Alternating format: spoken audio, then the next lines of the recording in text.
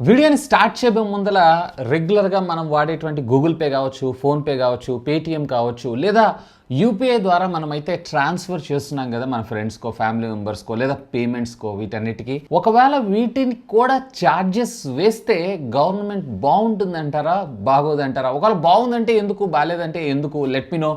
ఖచ్చితంగా కింద ఉన్నటువంటి కామెంట్ సెక్షన్లో కామెంట్ చేయండి. కామెంట్ చేసినటువంటి వాటన్నిటిలో కూడా ఇంట్రెస్టింగ్ అనిపించినటువంటి కామెంట్ని రేపటి టెక్ న్యూస్లో ఇక్కడ డిస్ప్లే చేస్తాను. ప్రతి ఒక్కళ్ళు ఖచ్చితంగా కామెంట్ చేయండి. నేను ఒక్కడిని కామెంట్ చేయకపోతే ఏమవుతుంది అనుకోకండి. సో చూసిన ప్రతి ఒక్కళ్ళు మాక్సిమం కామెంట్ చేయడానికి అయితే ట్రై చేయండి.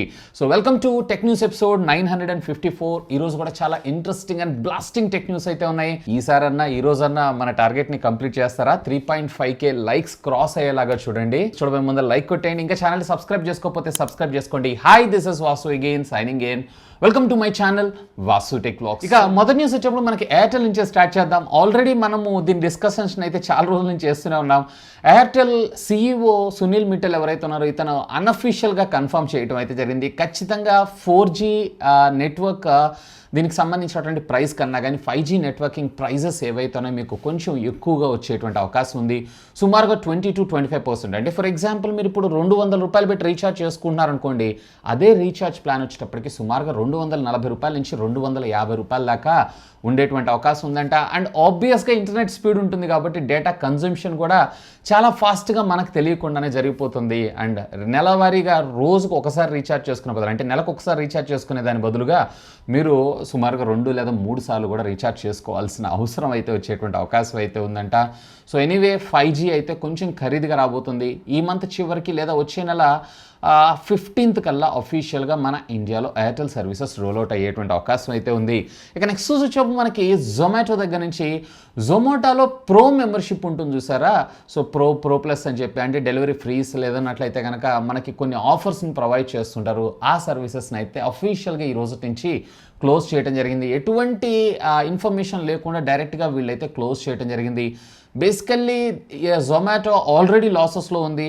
ప్రీవియస్ ఇయర్లో చూసారు అన్నట్లయితే, అంటే ప్రీవియస్ క్వార్టర్లో సుమారుగా 357 కోట్ల నష్టాల్లో ఉంటే ఇప్పుడు వచ్చేటప్పటికి 187 కోట్లు. అంటే ప్రీవియస్ నెలతో పోల్చుకుంటే ఆల్మోస్ట్ సగానికి సగం వీళ్ళు తగ్గించుకున్నారని మనం చెప్పుకోవచ్చు. వీటిని ఇంకా కంట్రోల్లోకి తీసుకొని మళ్ళీ కంపెనీ లాభాల బాటలోకి తీసుకువెళ్ళటం కోసం కంపెనీ నిర్ణయం తీసుకుందంట.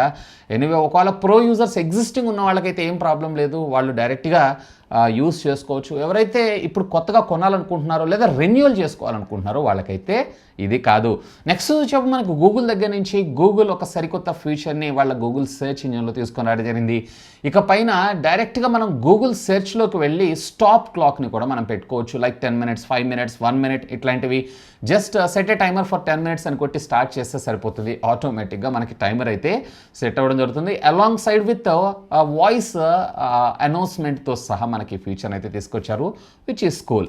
నెక్స్ట్ వచ్చేప్పుడు మనకి తమిళనాడు దగ్గర నుంచి, తమిళనాడులో ఉన్నటువంటి కిజాది అనేటువంటి విలేజ్లో గౌతమ్ అనేటువంటి యువకుడు ఇతను ఒక ఎలక్ట్రిక్ జీప్ని అయితే తయారు చేశాడు. అండ్ ఇది వచ్చేటప్పటికే not only front wheel drive, ఇది రేర్ వీల్ డ్రైవ్ కూడా. యాక్చువల్గా 4WD అని అంటాం, 4 wheel drive అని అంటాం.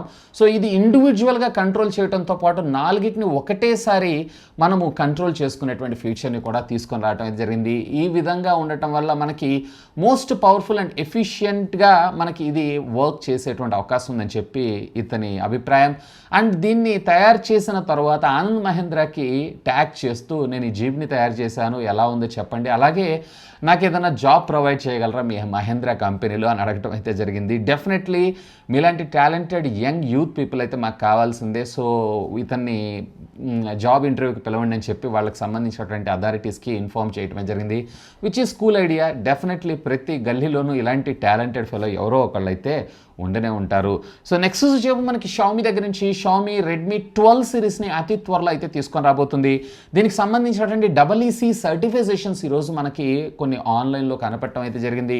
సో ఫస్ట్ ఇనిషియల్గా దీన్ని చైనాలో, ఫాలోడ్ బై మన ఇండియాలో కూడా త్వరలోనే వీళ్ళు మన ముందు తీసుకొచ్చేటువంటి అవకాశం అయితే ఉంది. ఇక నెక్స్ట్ వచ్చేపు మనకి వాట్సాప్ దగ్గర నుంచి వాట్సాప్ స్టేటస్ చూడటానికి మనం డైరెక్ట్గా స్టేటస్ అనే ట్యాబ్కి వెళ్ళి డైరెక్ట్గా చూస్తూ ఉంటాం కదా, అలాంటిది కాకుండా వీళ్ళు ఈసారి డైరెక్ట్గా మనము అంటే ఎవరితో అయితే మీరు చాట్ చేస్తున్నారో వాళ్ళ ప్రొఫైల్ పిక్చర్ని క్లిక్ చేసి వాళ్ళ స్టేటస్ని చూసేటువంటి అప్డేట్ని అయితే మనం తీసుకొని రాబోతున్నారు. Just nothing like Instagram. So already మనము ఈ ఫీచర్ని చూస్తున్నాం, దాన్ని దీనిలో కూడా ఇంప్లిమెంట్ అయితే చేయబోతున్నారు. ఫస్ట్ ఆఫ్ ఆల్ దీన్ని iOSలో బీటా యూజర్స్ కింద ప్రమోట్ చేస్తూ ఫాలోడ్ బై మనకి నెక్స్ట్ ఒరిజినల్ అఫీషియల్ స్టేబుల్ వర్షన్స్లో రోల్అవుట్ చేసేటువంటి అవకాశం అయితే ఉంది. ఇక నెక్స్ట్ వచ్చేప్పుడు మనకి యాపిల్ దగ్గర నుంచి యాపిల్ రేపు సెప్టెంబర్ 7th ఒక ఈవెంట్ అయితే కండక్ట్ చేయబోతుందని చెప్పి ఆల్మోస్ట్ కన్ఫర్మ్ న్యూసే మన ముందుకు వచ్చేసినాయి. సో ఈ సెప్టెంబర్ 7th నాడు వీళ్ళు iPhone 14 సిరీస్ని అయితే మన ముందు తీసుకొని రాబోతున్నారు. ఇప్పటిదాకా ఉన్నటువంటి ఇన్ఫర్మేషన్ ప్రకారం 14 మ్యాక్స్ అలాగే 14 Pro మ్యాక్స్ అని అనుకున్నాం కదా, 14 మినీ కూడా ఇందులో మన ముందు చూసేటువంటి అవకాశం ఉందంట.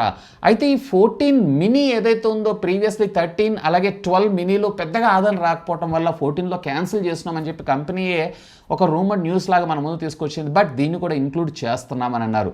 సో ఇప్పుడు ఈ 5 ఫోన్స్ని లాంచ్ చేస్తారా లేదన్నట్లయితే కనుక 14 మ్యాక్స్ ఏదైతే ఉందో దాన్ని రిమూవ్ చేసి వీళ్ళు 14 మినీని తీసుకొస్తారా అనేది మాత్రం స్టిల్ యాజ్ ఆఫ్ నౌ అయితే క్వశ్చన్ మార్కే. మీకేమనిపిస్తుంది, 14 మినీయా లేదన్నట్లయితే 14 మ్యాక్సా?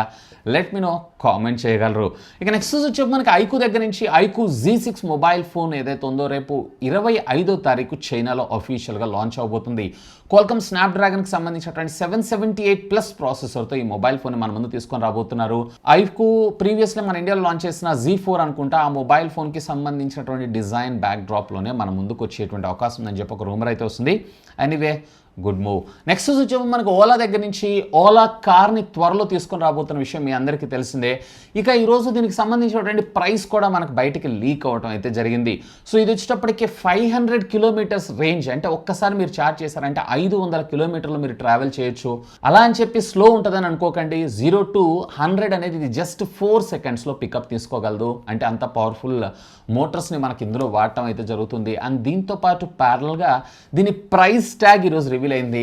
సుమారుగా 40 నుంచి 50 లక్షల రూపాయల మధ్యలో ఉండేటువంటి అవకాశం ఉందంట. 40 నుంచి 50 లక్షల రూపాయలు ఆ కార్కు పెట్టి కొనడం దానికన్నా కానీ కొంచెం మనకు మంచి బ్రాండెడ్ కార్సే వచ్చేటువంటి అవకాశం. అఫ్కోర్స్ ఓలా కూడా మంచి బ్రాండే, కానీ ఆల్రెడీ ఓలా స్కూటర్స్తో ఉన్నటువంటి ఎక్స్పీరియన్స్తో దీనికి అంత ప్రైస్ పెట్టుకునే అవకాశం లేదని నేను అనుకుంటున్నాను. మీరేమనుకుంటున్నారు, కామెంట్ చేయండి. ఇక ఫైనల్గా ఈ టెక్నికల్ అప్డేట్ వచ్చేటప్పటికి నేను ఇందాక క్వశ్చన్ అడిగాను కదా, యూపీఐ పేమెంట్స్ ద్వారా పేమెంట్ చేసేటప్పుడు దానికి ఛార్జెస్ వేస్తే దాని గురించి మీరు ఏమనుకుంటున్నారని చెప్పి మన ఇండియన్ గవర్నమెంట్ ఆర్బీఐ ఏదైతే ఉందో ఈ రెండు కూడా దీని మీద ఆలోచిస్తున్నాయంట. అదే దీన్ని ఛార్జెస్ వెయ్యాలా వేయకూడదా, వేస్తే ఎంతవరకు టారిఫ్ ఉండాలి ఏంటి అనే దాని గురించి. ఆల్రెడీ క్రెడిట్ లేదా డెబిట్ కార్డ్స్ని మీరు యూస్ చేస్తే 1 to 2% దాకా మనకి మర్చెంట్ అవుట్లెట్స్ అయితే ఛార్జ్ చేస్తూ ఉంటారు కదా, లేదా ఫ్యూయల్లో కూడా సర్వీస్ ఛార్జెస్ అని వేస్తుంటారు. సో యూపీఐ పేమెంట్ దగ్గర కూడా మనం ఛార్జ్ చేయొచ్చా అనే ఆలోచనలో అయితే గవర్నమెంట్ ఉంది అని చెప్పి ఒక న్యూస్ అయితే వస్తుంది. బట్ ఆర్బీఐ మాత్రం యాజ్ ఆఫ్ నో వేయకూడదు అనేటువంటి ఆలోచనలోనే ఉంది, విచ్ ఈస్ వెరీ గుడ్. ఎందుకంటే అది ఉండబట్టే మనము చాలా ఫాస్ట్గా అండ్ అఫ్కోర్స్ చాలా సెక్యూర్డ్గా మనం ఈ పేమెంట్ సర్వీసెస్ని అయితే యూస్ చేస్తున్నాం. అండ్ దీన్నే రీసెంట్గా యూరోప్లో కూడా డెవలప్ చేయడం జరిగింది మన ఇండియన్ టెక్నాలజీని, విచ్ ఈస్ కూల్ ఐడియా. సుమారుగా ప్రతి నెలకి వచ్చేటప్పటికే 6 బిలియన్ ట్రాన్సాక్షన్స్ జరుగుతున్నాయంటే యూపీఐ మీద మన ఇండియాలో. సుమారుగా $10 ట్రిలియన్ యొక్క బిజినెస్ మన ఇండియాలో జరుగుతుందంట ఈ యూపీఐ పేమెంట్ మీద. చాలా అంత పెద్ద మార్కెట్ని క్రియేట్ చేసిన తర్వాత ఛార్జెస్ వేయటం కరెక్ట్ కాదనే నా అభిప్రాయం. మీరేమనుకుంటున్నారు, కామెంట్ చేయగలరు. ఇవి ఫ్రెండ్స్ ఈరోజు నాకు కొంచెం ఇంట్రెస్టింగ్గా అనిపించినటువంటి latest happening and trending tech news అయితే. న్యూస్ నచ్చితే లైక్ చేయండి, ఇంకా మన ఛానల్ని సబ్స్క్రైబ్ చేసుకోకపోతే సబ్స్క్రైబ్ చేసుకోండి. మరింత మోర్ అమేజింగ్ టెక్ కంటెంట్తో రేపటి టెక్ న్యూస్లో మళ్ళీ కలుద్దాం. That's all for today. This is Vasu signing off. Have a great day.